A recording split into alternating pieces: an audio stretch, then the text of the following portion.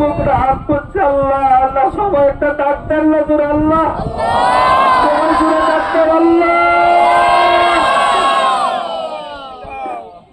তীব্র তাপপ্রবাহে অতিষ্ঠ হয়ে উঠেছে রংপুরের জনজীবন।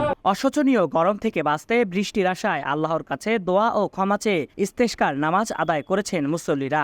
এ সময় তারা কান্নায় ভেঙে পড়েন।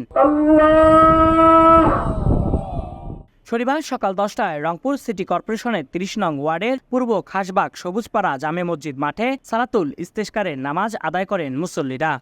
আল্লাহু আকবার। এলাকাবাসীর আয়োজনে ইস্তেস্কারের সালাত আদায় ও দোয়া মোনাজাত পরিচালনা করেন মসজিদের খতিব মাওলানা মোহাম্মদ আরাফাত হোসেন। সালাত আদায়ের নির্দিষ্ট সময়ের আগেই দলে দলে ধর্মপ্রাণ মুসল্লিরা নামাজে অংশগ্রহণ করতে মসজিদ মাঠে একত্রিত হন। ছোট্ট বাচ্চাগুলি সহ্য করতে পারে না। বিশেষ এই নামাজে ধর্মীয় নেতা, সরকারি কর্মকর্তা, জনপ্রতিনিধি, শিক্ষক, শিক্ষার্থী, সাংবাদিক, কৃষক ও দিনমজুর সহ সকল শ্রেণী পেশার মানুষ অংশ নেন। মহান আল্লাহ রাব্বুল আলামিনের শরণাপন্ন হলে তিনি বিপদ আপদ, দুঃখ, কষ্ট, বালা মুসিবত থেকে অবশ্যই দূর করে দেন। দুনিয়ায় আল্লাহর অজস্র কুদরত ও নির্দেশনের মধ্যে বৃষ্টি এক বিশেষ নিদর্শন। বৃষ্টি পরিবেশের ভারসাম্য রক্ষা করে, জমির উর্বরতা বৃদ্ধি করে। বৃষ্টি আল্লাহর খাস রহমতের নিদর্শন।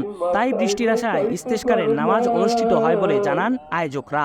তোমার শাহী দরবারে দুটি হাত আরশে আজিমের দিকে বাড়িয়ে দিয়েছি আল্লাহ। আতিক হাসান, 52 আলো। লা ইলাহা ইল্লাল্লাহু মুহাম্মাদুর রাসূলুল্লাহ।